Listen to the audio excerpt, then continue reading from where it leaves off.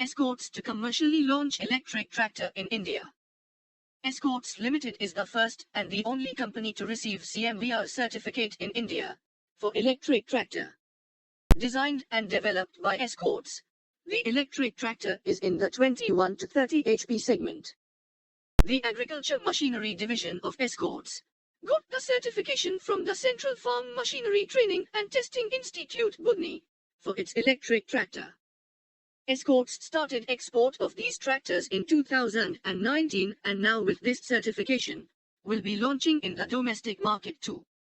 Recently, Punjab-based Sonalika Tractors also launched its Tiger Electric for 5.99 lakh rupees.